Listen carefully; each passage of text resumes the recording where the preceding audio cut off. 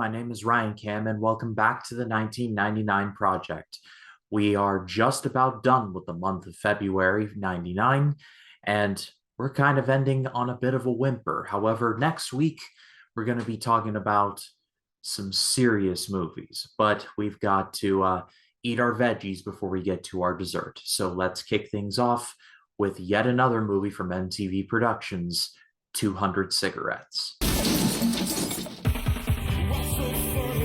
See how fun this is? This is so fun. Woo! 200 Cigarettes was directed by Riza Garcia, and it stars, let me just read off the names: Ben Affleck, Casey Affleck, Dave Chapelle, Courtney Love, Christina Ricci, and a very young Paul Rudd.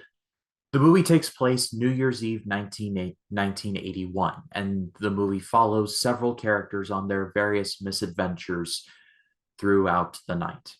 This movie is kind of tricky because, on the one hand, this cast is absolutely loaded. The Affleck brothers would go on to do very good things with their careers. This movie came out 2 years after Good Will Hunting, which Ben Affleck won an Oscar for alongside Matt Damon.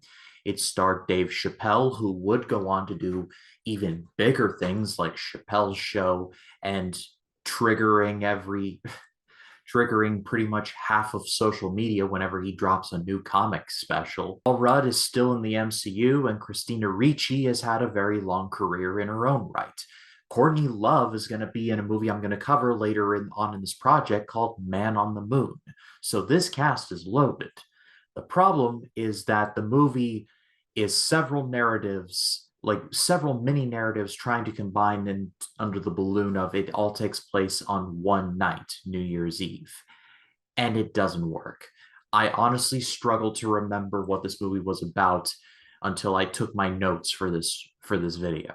This movie just feels like an alphabet soup of just stuff going on with no real, again, connecting. Is the connecting thread of it being New Year's Eve, but nothing really definite. It feels like there was at least 5 or 6 sort of good ideas, and instead of choosing one and sticking with that, they just threw them all into the soup and brought it to a boil. This movie's not necessarily bad, but I struggle to remember it even after I stopped watching it. It was one of those movies where I took the DVD out of the player, put it back into the case, and I was like, what was that movie about again? This movie is very forgettable, a very scattershot script, good acting in places, but it is nice to know that a lot of these actors would go on to do much better things with their career. But let us move on now to a movie that I think, personally, now having seen it, does not get the love that I think that it deserves. It's 8mm. Forget about it. I can't. There's no one left to finish this but me. 8mm. 8mm was directed by Joel Schumacher. Yes, the Joel Schumacher you're thinking of. And the movie starred Nicolas Cage, Joaquin Phoenix, and James Gandolfini, among others. It tells the story of a private detective named Tom Wells, played by Cage. He is a private investigator, but very small time. He only handles very small cases. But then he is asked by the widow of a billionaire to take a look at a reel of film that they found, or that she found in her now deceased husband's private safe. And it's a snuff film, pretty much, and it's very disturbing to watch. She being the widow wants to know where it came from and what it was all about, and it's up to Wells to find out. It is a lot easier said than done, and what starts out as a simple investigation turns into Tom Wells basically losing his sanity. In 1997, Joel Schumacher directed a movie called Batman and Robin. You all know what that movie is. I don't need to explain what that movie was. In later years, I learned that Joel Schumacher was supposed to direct a third Batman movie called Batman Unchained, but because everyone was so horrified by Batman and Robin, it got scrapped, and Batman didn't return to the screen until 2005 to some success. But Joel Schumacher had to continue working, and so I couldn't find anything definitive on this, but from what I can tell from the content of this movie, Joel Schumacher was getting some frustration out with this one. I consider myself a fan of Joel Schumacher. He has made some bad movies, of course, but I think that in terms of artistic and directing wise, I think that he is very underrated. Like, watch some of his music videos if you want proof. The dude knows exactly what he was doing. I mean, look at movies like, say, Falling Down, for example. That movie is severely underrated. And I would throw 8mm into that camp as well. Let me caveat that by saying that this movie is very disturbing.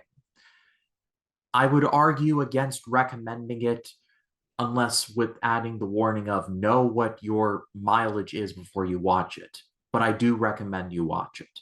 Nicolas Cage is honestly one of the best parts of the whole movie. He doesn't go full on bat crap crazy Cage, at least not until we see shades of it near the end. But he plays the role very well. He starts out in one place, he being Nicolas Cage's character, he starts out in one place and he just goes down the rabbit hole of just the world of just porn and extreme sex and like stuff that isn't even NSFW. It's like not safe for anyone. NSFA. He's woefully unprepared for this world, and it shows. And the movie does a good job of not explaining the fact that he is not prepared. It does a great job of showing that he is not prepared. Joaquin Phoenix is great as Max California. Yes, that is the character's name. And he does a really good job as well. James Gandolfini is in the movie very briefly, but he is good as well. Honestly, minus like the facial hair, he pretty much is Tony Soprano. Come to find out, The Sopranos came out in 1999, the first season of it anyway. So this movie was either shot before Sopranos or after. My money's on before. Peter Stormare is in the movie for a brief time. Kathleen Keener is in there and she's good. Really, the acting is strong across the board. The movie is a very difficult watch, like I mentioned, not just because of the content involved. Honestly, the movie does a very good job of not really showing, like, it shows clips, or not clips, but still images of the snuff film in question, but it's not a full-blown snuff picture. It more shows and implies based on people's reactions rather than actually showing the footage. All you need to know is that this stuff is very disturbing, and the movie does a good job of portraying that. Again, I cannot stress enough, this movie is very difficult to watch, especially at the ending, where I will not spoil it, but when you come to realize why the snuff film got made in the first place, it can be borderline frustrating. But I give this movie a recommendation with the caveat of know your mileage. If you're not into disturbing stuff, you may want to skip this one. But otherwise, I'm going to give this a great rating. It's not perfect. It can be a little slow at times, but everything else is strong across the board. So for my money, this is one of Joel Schumacher's more underappreciated films. But let's close out this episode and the month of February by talking about the HBO TV movie Lansky. Lansky, where great stars and exceptionally low pricing add up to great ROI. Lansky was directed by John McNaughton. It was written by David Mamet, whose screenwriting credits include The Untouchables, yes, that one, and the movie starred Richard Dreyfuss, and it is a TV movie version of the life of Meyer Lansky, aka the mob's accountant. There was a part of me that was kind of excited for this one because David Mamet is a very talented screenwriter, and Lansky himself, the adult version, is played by Richard Dreyfuss, who has had many great credits to his name. But I did not care for this movie at all. The acting is very solid. Dreyfuss does a very good job, and there are certain scenes where I was digging it, but there were really just individual little moments. It really doesn't help that this movie is made for TV and made by HBO, and not in a time where HBO was just a seal of quality, from their comedy series to their drama series and just everything in between. Their original stuff, 9 times out of 10, is very solid. We're not in those times yet, and so this movie very much feels kind of cheap. When you see Meyer Lansky's childhood and flashbacks, I was saying to myself, well, this director clearly watched The Godfather Part 2 more than once. Also, it's structured around the framework of the older Meyer Lansky being like, let me tell you about every bad decision that I've ever made in my life, which is just the most cliched biopic direction you can go. And not saying that this is necessarily a bad decision. I love the movie Chaplin starring Robert Downey Jr., and that formula is all throughout that movie.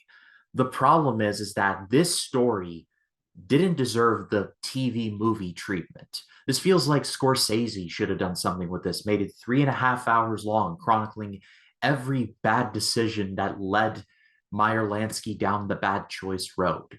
But instead, we get what amounts to, like I said, a TV movie with okay acting and just kind of being just there. I'm going to give this a forgettable rating as well. I feel kind of mean giving it this rating, but I got to call a spade a spade. There are much better gangster movies. There are much better biopics. There are much better TV biopics. You can skip this one. But I pass it off to all of you. What did you think of any of the movies I talked about? Let me know in the comments. I'd love to read what you have to say. And stay tuned for next Friday, where we will be beginning the month of March on the 1999 project, where we will be covering Guy Ritchie's directorial debut, Lock, Stock, and Two Smoking Barrels, the NBC special version of Alice in Wonderland, Analyze This, written and directed by Harold Ramis, and Cruel Intentions, which I'm not really looking forward to watching for the first time, but project's a project.